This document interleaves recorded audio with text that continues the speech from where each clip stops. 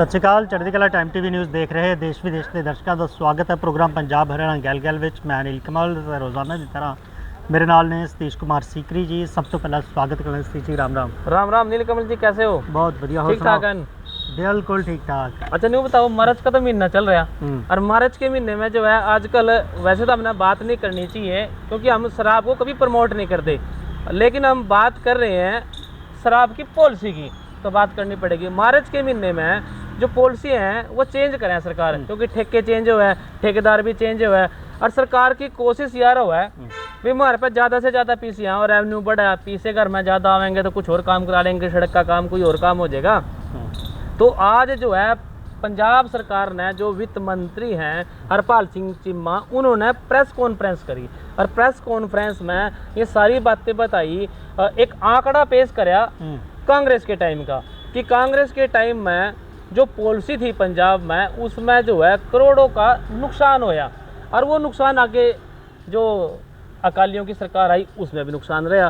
लेकिन ईब उन्होंने दावा कराया कि जो आम आदमी पार्टी की सरकार है पंजाब में, उन्होंने पॉलिसी ऐसी बनाई कि जो है इनकम बढ़ी है और रेवेन्यू बढ़ा है। हम यहाँ बात क्यों करने लग रहे हैं इस पॉलिसी की? बात इसलिए करनी ज़रूरी होगी क्योंकि दिल्ली में जो पॉलिसी थी शराब पॉलिसी, सीधी सी भाषा में अगर मैं बात करूँ तो उससे जो है केजरीवाल साहब जेल में चले गए, तो दिल्ली की राजनीति में बड़ा फर्क पड़ा इस पॉलिसी के बढ़ने से।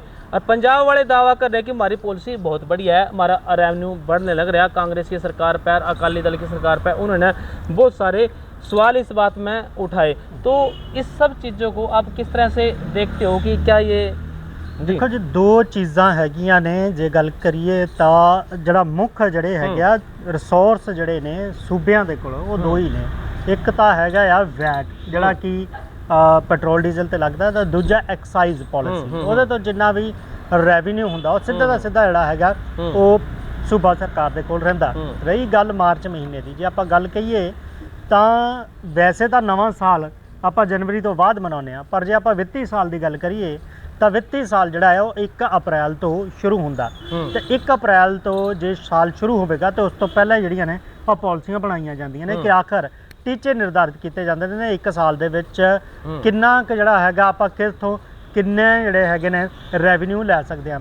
ਤੇ तमाम ਚੀਜ਼ਾਂ ਦੀ ਗੱਲ ਕਰੀਏ ਤਾਂ ਵੱਡੀ ਗੱਲ ਇਹ ਹੈ ਕਿ ਸਿੱਧਾ ਜਿਹੜਾ ਰੈਵਨਿਊ ਸਰਕਾਰ ਨੂੰ ਆਉਂਦਾ ਉਹਦੇ ਵਿੱਚੋਂ ਇੱਕ ਐਕਸਾਈਜ਼ ਪੋਲਿਸੀ ਵੀ ਹੈਗੀ ਹੈ। ਐਕਸਾਈਜ਼ ਪੋਲਿਸੀ ਦਾ ਖਾਸ ਕਰਕੇ ਇਸ ਕਰਕੇ ਜ਼ਿਕਰ ਕਰ ਰਹੇ ਨੇ ਕਿ ਤੁਸੀਂ ਵੀ ਜਿਵੇਂ ਕਿਹਾ ਕਿ ਐਕਸਾਈਜ਼ ਪੋਲਿਸੀ ਦੇ ਕਾਰਨ ਜਿਹੜਾ ਹੈਗਾ ਦਿੱਲੀ ਦੇ ਵਿੱਚ ਜਿਹੜੀ ਬਹੁਤ ਵੱਡਾ ਰਾਜਨੀਤਿਕ ਹਲਚਲ ਵੀ ਰਹੀ, ਹਲਚਲ ਰਹੀ। ਇਸ ਨੂੰ ਲੈ ਕੇ ਈਡੀ ਦੀ ਛਾਪੇਮਾਰੀ ਵੀ ਹੋਈ ਤੇ ਬਹੁਤ ਸਾਰੀਆਂ ਗੱਲਾਂ ਹੋਈਆਂ ਤਾਂ ਜੇਲ੍ਹ ਵੀ ਜਾਣਾ ਪਿਆ। ਪਰ ਪੰਜਾਬ ਦੀ ਜਿਹੜੀ ਐਕਸਾਈਜ਼ ਪੋਲਿਸੀ ਹੈਗੀ ਹੈ ਉਸ ਨੂੰ ਲੈ ਕੇ ਦਾਅਵਾ ਇਹ ਕੀਤਾ ਜਾ ਰਿਹਾ ਹੈ ਕਿ ਜਿਹੜੇ ਅਕਾਲੀ ਦਲ ਹੋਵੇ ਜਾਂ ਕਾਂਗਰਸ ਦੀ ਸਰਕਾਰ ਰਹੀ ਹੈ ਇਹਨਾਂ ਦੀ ਅਦਲਾ ਬਦਲੀ ਚੱਲ ਰਹੀ ਹੈ। ਉਹਨੇ ਕਿਹਾ ਕਿ ਇਹਦੇ ਵਿੱਚੋਂ ਉਹ ਕੁਝ ਖਾਸ ਜਿਹੜਾ ਹੈਗਾ ਰੈਵਨਿਊ ਨਹੀਂ ਕਰ ਸਕੇ। ਜੇ ਆਪਾਂ ਗੱਲ ਕਰੀਏ ਅਕਾਲੀ ਦਲ ਦੀ, ਜੇ ਆਪਾਂ ਗੱਲ ਕਰ ਲਈਏ ਤਾਂ ਉਹਨਾਂ ਕਿਹਾ ਕਿ ਜਦੋਂ ਅਕਾਲੀ ਦਲ ਦੀ ਸਰਕਾਰ ਸੀ ਤਾਂ ਉਸ ਵੇਲੇ ਵੀ ਜਿਹੜਾ ਹੈਗਾ ਉਹ ਰੈਵਨਿਊ ਦੇ ਵਿੱਚ ਕੁਝ ਵਾਧਾ ਨਹੀਂ ਹੋਇਆ। ਜ਼ਿਆਦਾਤਰ ਕੀ ਹੁੰਦਾ ਸੀਗਾ, ਸ਼ਰਾਬ ਦੇ ਜਿਹੜੇ ਕਾਰੋਬਾਰੀ ਹੈਗੇ ਨੇ ਇਹਨਾਂ ਨਾਲ ਰਾਜਨੀਤਿਕ ਸਾਂਝਾਂ ਹੁੰਦੀਆਂ ਸੀ। ਤਾਂ ਇੱਕ ਹੋਰ ਉਹਨਾਂ ਇਲਜ਼ਾਮ ਲਾਇਆ ਕਿ ਜਿਹੜਾ ਸ਼ਰਾਬ ਮਾਫੀਆ ਦੀ ਜਿਹੜੀ ਗੱਲ ਹੁੰਦੀ ਹੈ ਉਹ ਜਿਹੜਾ ਹੈਗਾ ਉਹ ਸ਼ਬਦ ਜਿਹੜਾ ਹੈਗਾ ਉਹ ਵੀ ਸ਼੍ਰੋਮਣੀ ਅਕਾਲੀ ਦਲ ਭਾਜਪਾ ਦੀ ਸਰਕਾਰ ਵੇਲੇ ਹੋਇਆ। ਤਾਂ ਉਦੋਂ ਵੀ ਗੱਲ ਕਰੀਏ ਤਾਂ 200-250 ਕਰੋੜ ਤੋਂ ਵੱਧ ਦੇ ਜਿਹੜੇ ਹਨ ਉਹ ਨੁਕਸਾਨ ਉਹਨਾਂ ਗਿਣਾਏ ਪਾਲਿਸੀਆਂ ਕਰਕੇ ਜਿਹੜੇ ਹੋਏ। ਜਿਹੜਾ ਰੈਵਨਿਊ ਆ ਸਕਦਾ ਸੀ ਉਹ ਨਹੀਂ ਆਇਆ। ਇਸ ਤੋਂ ਇਲਾਵਾ ਫਿਰ ਉਹਨਾਂ ਕਾਂਗਰਸ ਦੀ ਗੱਲ ਕੀਤੀ ਕਿ ਕਾਂਗਰਸ ਨੇ ਵੀ ਜਿਹੜਾ ਹੈਗਾ ਕੋਈ ਖਾਸਾ ਕੰਮ ਨਹੀਂ ਕੀਤਾ ਉਹਦੇ ਵਿੱਚ। ਉਹਨਾਂ ਨੇ ਵੀ ਜਿਹੜੀਆਂ ਸ਼ਰਾਬ ਦੀਆਂ ਪਾਲਿਸੀਆਂ ਬਣਾਈਆਂ ਜਾਂ ਜਿਹੜੀ ਐਕਸਾਈਜ਼ ਪਾਲਿਸੀ ਬਣਾਈ ਉਸ ਨੂੰ ਲੈ ਕੇ ਵੀ ਜਿਹੜਾ ਹੈਗਾ 400 ਕਰੋੜ ਤੱਕ ਦਾ ਜਿਹੜਾ ਹੈ ਘਾਟਾ ਪਿਆ। ਪਰ ਜਦੋਂ 2022 ਦੇ ਵਿੱਚ ਆਮ ਆਦਮੀ ਪਾਰਟੀ ਦੀ ਸਰਕਾਰ ਬਣਦੀ ਹੈ, ਦਾਅਵਾ ਕੀਤਾ ਜਾ ਰਿਹਾ ਹੈ ਕਿ ਆਮ ਆਦਮੀ ਪਾਰਟੀ ਦੀ ਸਰਕਾਰ ਨੇ ਨਵੀਂ ਐਕਸਾਈਜ਼ ਪਾਲਿਸੀ ਲਾਗੂ ਕਰਕੇ ਜਿਹੜਾ ਹੈਗਾ ਉਹ ਸੂਬੇ ਦਾ ਰੈਵਨਿਊ ਵਧਾਇਆ। ਐਕਸਾਈਜ਼ ਪਾਲਿਸੀ ਤੋਂ ਜਿਹੜਾ ਹੈਗਾ ਉਹਨਾਂ ਨੂੰ ਲਗਾਤਾਰ ਹਰ ਸਾਲ ਜਿਹੜਾ ਹੈਗਾ ਉਹ ਫਾਇਦਾ ਹੋਇਆ। ਉਹਨਾਂ ਕਿਹਾ ਕਿ ਜੇ 2022 ਦੀ ਆਪਾਂ ਗੱਲ ਕਰੀਏ ਤਾਂ ਨਵੀਂ ਐਕਸਾਈਜ਼ ਪਾਲਿਸੀ ਬਣਾਈ ਤਾਂ ਕਾਂਗਰਸ ਦੀ ਸਰਕਾਰ ਜਦੋਂ ਗਈ ਹੈ ਤਾਂ ਉਸ ਵੇਲੇ ਜਿਹੜਾ ਇਹਦਾ ਰੈਵਨਿਊ ਸੀਗਾ ਉਹ 6200 ਕਰੋੜ ਰੁਪਏ ਦਾ ਸੀਗਾ। ਤੇ ਜਦੋਂ ਇਹ ਸਰਕਾਰ ਆਈ ਹੈ, ਸਰਕਾਰ ਨੇ ਪਾਲਿਸੀ ਬਣਾਈ ਤਾਂ ਉਹਨਾਂ ਦਾ ਕਹਿਣਾ ਹੈ ਕਿ 2022-23 ਦਾ ਜਿਹੜਾ ਰੈਵਨਿਊ ਇਹ ਸਰਕਾਰ ਦਾ ਸੀਗਾ ਉਹ ਸੀਗਾ 8428 करोड़ रुपया, मतलब 6200 करोड़ ਤੇ ਜਿਹੜਾ ਰੈਵਨਿਊ ਖੜਾ ਸੀਗਾ ਉਹ 8428 ਕਰੋੜ ਤੇ ਲੈ ਆਂਦਾ। ਇਸ ਤੋਂ ਇਲਾਵਾ ਫਿਰ 2023 ਤੇ 24 ਦੀ ਗੱਲ ਕੀਤੀ, ਉਹਦੇ ਵਿੱਚ ਉਹਨਾਂ ਕਿਹਾ 9235 ਕਰੋੜ ਦਾ ਰੈਵਨਿਊ ਜਿਹੜਾ ਉਹ ਹੋਇਆ। ਐਕਸਾਈਜ਼ ਪਾਲਿਸੀ ਜਿਵੇਂ ਜਿਵੇਂ ਅੱਗੇ ਵਧੀ ਸਾਲ ਦਰ ਸਾਲ ਤਾਂ ਰੈਵਨਿਊ ਜਿਹੜਾ ਵੱਧਦਾ ਗਿਆ। 2024-25 ਦੀ ਆਪਾਂ ਗੱਲ ਕਰੀਏ ਤਾਂ ਹਾਲੇ ਅਪ੍ਰੈਲ ਆਉਣਾ ਆ, ਅਪ੍ਰੈਲ मतलब कि 31 ਮਾਰਚ ਤੱਕ ਦਾ ਜਿਹੜਾ ਅੰਕੜਾ ਆ ਉਹ ਹਾਲੇ ਆਉਣਾ ਆ ਕਿਉਂਕਿ ਦਿਨ ਪਏ ਨੇ।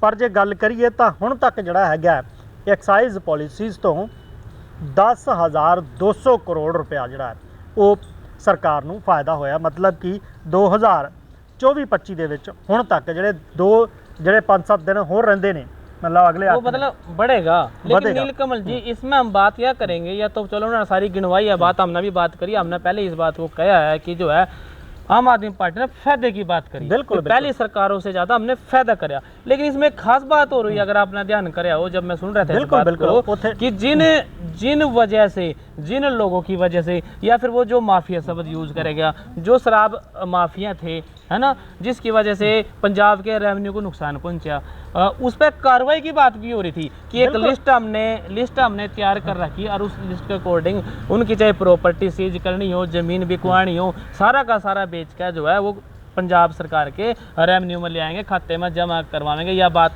वहाँ चल रही थी। लेकिन मैं थोड़ा सा पूरा कर दूं, थोड़ा सा ये कार्रवाई शायद उनकी बहुत पहले से चल रही, क्योंकि उन्होंने कोर्ट का जिक्र कर दिया भी ये जो माफिया वाले लोग हैं जिनके तार जुड़ रहे हैं भी कोर्ट का सहारा ले ला, कभी स्टे ले ला, कभी कुछ ले ला। फिलहाल उन्होंने एक लिस्ट साझा करने की बात करी, तो उसमें किन लोगों के नाम हो सके हैं, कितना का बड़ा ये घोटाला था जिसकी देखो जी गल हैगी है, नाम किन्ने क होणगे, लिस्ट हाले तैयार नहीं, उन्होंने भी कहा कि दे दी जाएगी, हो सकता शाम तक या कल नूं जिहड़ी आ लिस्ट एक दे दी जाए। पर गल की हैगी है सतीश जी, जे आपां गल करिए तो जिहड़ा शराब दा कारोबार है इहदे विच जिहड़ी हैगी आ नकली शराब, यानी कि जिहड़ा तां रेवेन्यू सरकार नूं आउंदा ਉਹਦੇ ਦੀ ਇੱਕ ਪੁਸ਼ਟੀ ਉਹ ਅਲੱਗ ਕਰਦੀ ਹੈ।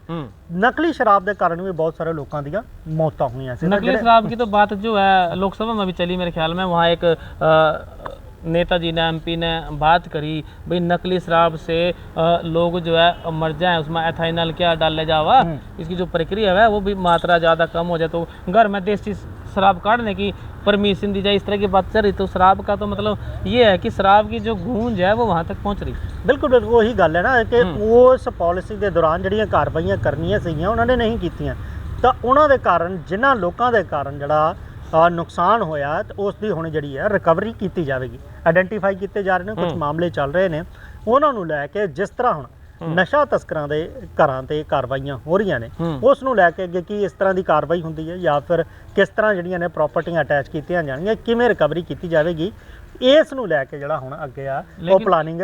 एक बात हम जरूर कहेंगे दर्शकों, आप लोगों को ध्यान से सुनो इस बात में भी, शराब जो है सेहत के लिए हानिकारक है, शराब नहीं पीनी चाहिए और हम इसका जो है समर्थन नहीं करते, इसकी जो है हम कोई बढ़ाई नहीं कर रहे। ये पॉलिसी की बात चल रही है और पॉलिसी पे जिक्र होने लग रहा है क्योंकि शराब शब्द इसमें यूज होने लग रहा है, तो इसलिए हम इस बात का को कहते हैं कि ये जो है स्वास्थ्य के लिए हानिकारक होती है। जी बिल्कुल, एक्साइज पॉलिसी की आप गल कर रहे हैं कि पॉलिसियां जिहड़ियां सरकारां बनाउंदियां ने ਉਹਦੇ तहत कितना रेवेन्यू जिहड़ा है वो इकट्ठा होया। सतीश जी हुण आने आपां हरियाणा वाल आ जाइए तो अज सवेरे सवेरे बड़ी एक दुखदाई जिहड़ी है खबर वो भी सुनने मिली कि महायज्ञ चल रहा सीगा, उत्थे जिहड़े महायज्ञ करन दे लई विद्वान पहुंचे सी। आप जो है नीलकमल जी धर्म नगरी कुरुक्षेत्र की बात करने लग रहे हैं और धर्म नगरी कुरुक्षेत्र में महायज्ञ चल रहा है 101 कुंडिया, और उस यज्ञ में जो है देश के कई हिस्सों से जो है इसको हम पुजारी कहें,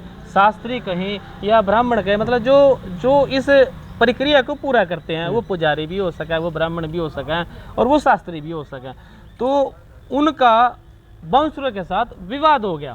और विवाद होने में वहाँ पता लगा कि गोलियां चल गई, कुरुक्षेत्र की आज ही की बात थी सुबह की, वहाँ गोलियां चल गई और उसमें एक दो जो ब्राह्मण थे, जो पुजारी थे, जो शास्त्री थे, वो घायल होने की बात है, कईयों को चोट भी लगी। इस बात से नाराज हो गए, फिर वो सड़क पे उतरे आए और जो थीम पार्क है कुरुक्षेत्र में, थीम पार्क के सामने उन्होंने जो कुरुक्षेत्र कैथल हाईवे है उसको जाम कर दिया। पुलिस आई, पुलिस ने जो है फिर मामूली कह सका लाठी चार्ज भी कराया, उन ब्राह्मणों को वहाँ से हटाया। एक तरफ तो बात ये आई, और दूसरे करने की बात ये आई भाई उनको समझा बुझा कर फिर पूजा पाठ करने के लिए हवन करने के लिए वहाँ पे भेज दिया। तो ये जो 20-21 ब्राह्मण थे इसमें उनको चोट लगी थी। इस चोट के बाद जो पुजारी थे उन्होंने जो है वहाँ फिर पत्थरबाजी भी करी थीम पार्क के सामने, हल्का लाठीचार्ज होया।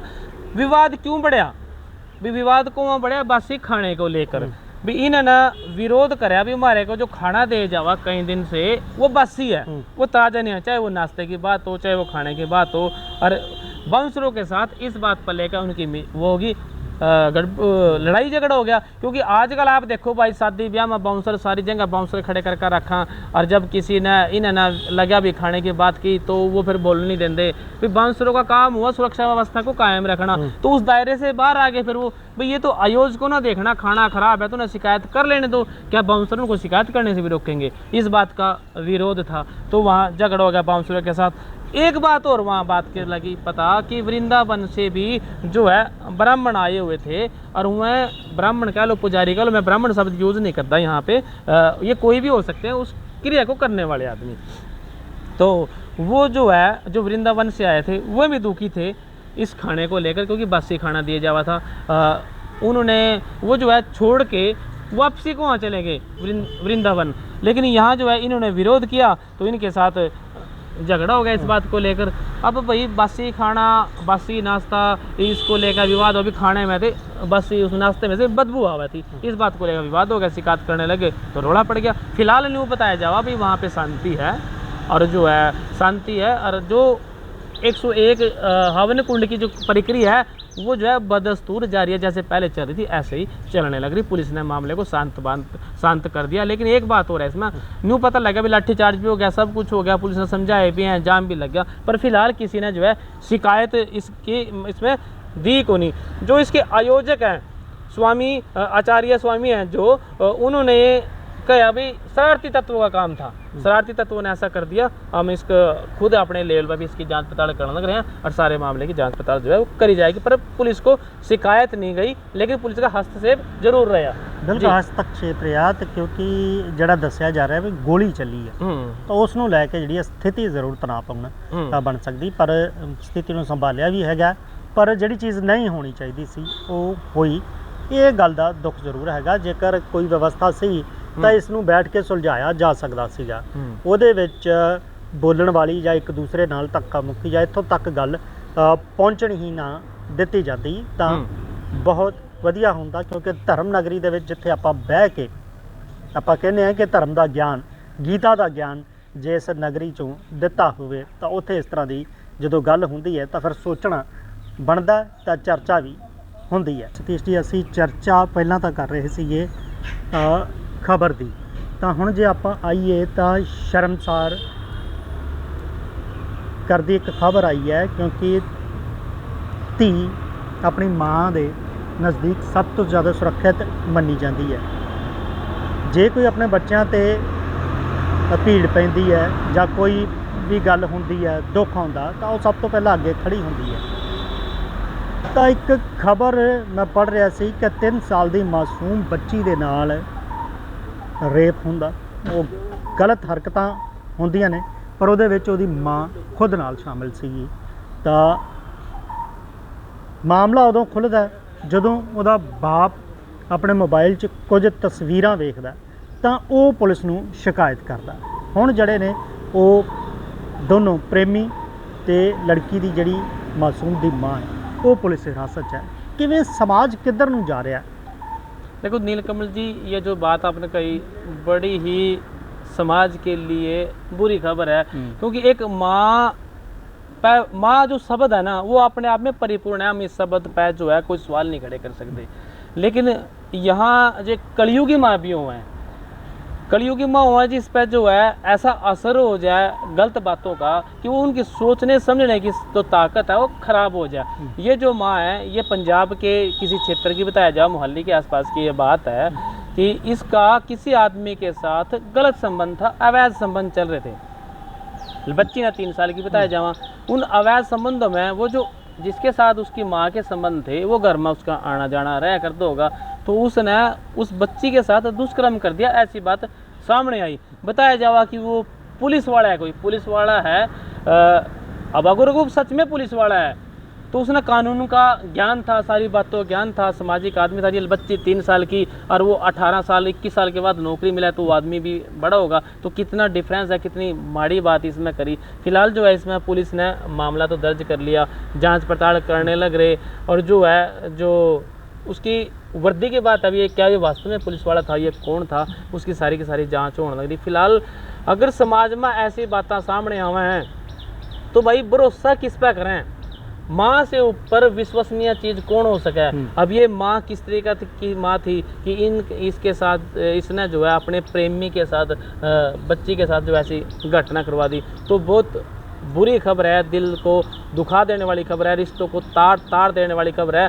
और जो विश्वास है उस विश्वास का कत्ल करने वाली ये खबर है जी। बिल्कुल समाजिक ਜਿਹੜੀ ਮਾਨਸਿਕਤਾ ਹੈ ਉਹ ਕਿੱਧਰ ਨੂੰ ਜਾ ਰਹੀ ਹੈ। ਬੇਸ਼ੱਕ ਜੇ ਆਪਾਂ ਮਾਂ ਦੀ ਗੱਲ ਕਰਦੇ ਆ ਤਾਂ ਫੇਰ ਜਿਹੜਾ ਹੈਗਾ ਇਸ ਤਰ੍ਹਾਂ ਦੀ ਜਦੋਂ ਖਬਰ ਆਉਂਦੀ ਹੈ ਤਾਂ ਮਨ ਨੂੰ ਝਕਝੋੜ ਕੇ ਰੱਖ ਦਿੰਦੀ ਹੈ। ਅਕਸਰ ਆਪਾਂ ਕਹਿੰਦੇ ਆ ਕਿ ਅੱਜ ਦੇ ਸਮੇਂ ਦੇ ਵਿੱਚ ਬੱਚਿਆਂ ਨੂੰ ਖਾਸ ਕਰ ਬੇਟੀਆਂ ਨੂੰ ਬਾਹਰ ਭੇਜਣਾ ਜਾਂ ਦੂਸਰੇ ਪਾਸੇ ਹੋਰ ਕਿਸੇ ਦੇ ਘਰ ਭੇਜਣਾ ਉੱਤੇ ਵਿਸ਼ਵਾਸ ਨਹੀਂ ਕੀਤਾ ਜਾ ਸਕਦਾ। ਪਰ ਜਦੋਂ ਬੱਚੀ ਆਪਣੇ ਹੀ ਘਰ ਦੇ ਵਿੱਚ ਆਪਣੀ ਹੀ ਮਾਂ ਦੇ ਨਾਲ इस तरह सुरक्षित ना हुए। चंडीगढ़ और मोहाली जैसे विकसित शहर में जहाँ पे जो है ये कह दो कि खुला वातावरण है, अभी सब कुछ ठीक है, यहाँ सुरक्षा है, एक फ़ोन पे आजकल पुलिस पहुँच जाए, 1912 है, तो कितनी ही सुविधाएं सरकार देने लग रही। उन सब चीज़ों के ऐसे माहौल के बीच में ये घटनाएं हुए हैं तो बड़ी शर्मसार घटनाएं हैं। अगर ये माहौल ना हो तब हालात कैसे होंगे, ये सोचने की बात है। बिल्कुल सोचने वाली गल हैगी है। तो दिल दुखी होंदा है, झकझोड़न वाली खबर है।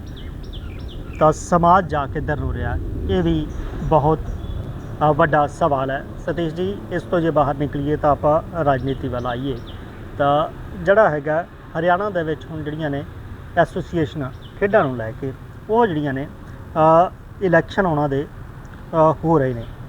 ਤਾਂ ਜੇ ਆਪਾਂ ਗੱਲ ਕਰੀਏ ਤਾਂ ਇਲੈਕਸ਼ਨਸ ਨੂੰ ਕਿਵੇਂ ਦੇਖਦੇ ਹੋ? ਕਿਉਂਕਿ ਖੇਡ ਮੰਤਰੀ ਜਿਹੜੇ ਨੇ ਉਹ ਖੇਡਾਂ ਨੂੰ ਵਧਾਉਣ ਲਈ ਅੱਗੇ ਜਿਹੜੀ ਹੈਗੀ ਉਹ ਗੱਲ प्रक्रिया चलाउण दी गल कर रहे हैं। देखो नीलकमल जी, हरियाणा में जो है अब ओलंपिक एसोसिएशन चुनाव की जो प्रक्रिया है वह तेज होगी। इसमें जो है 65 संभावित उम्मीदवारों की लिस्ट आई। इसमें से 20 की सदस्य पर आपत्ति जताई गई, 25 को इसकी अंतिम सूची आएगी और 30 को इसकी जो है वोटिंग होएगी। तो हरियाणा ओलंपिक एसोसिएशन HOA जिसने कहता है कि चुनाव प्रक्रिया जो है वो बिल्कुल तेज है और इसमें रिटर्निंग अधिकारी हैं जो सेवानिवृत्त जिला एवं सत्र न्यायाधीश भूपेंद्र सिंह, उनके माध्यम से कोई इस तरह की बात पता लगी कि जो सारी की सारी औपचारिकताएं हैं वो औपचारिकताएं जो है पूरी कर ली गई हैं। इन औपचारिकताओं के बाद अब खास बात इसमें यह है कि जो रिटर्निंग अधिकारी हैं, इसमें 65 सदस्यों की संभावित सूची थी, 20 सदस्यों का इसमें नाम है, इसमें 11 ने आपत्ति दर्ज कराई।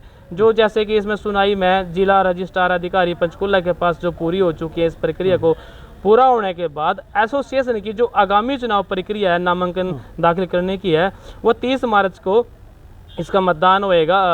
मतदान के बाद जो है परिणाम घोषित होएगा।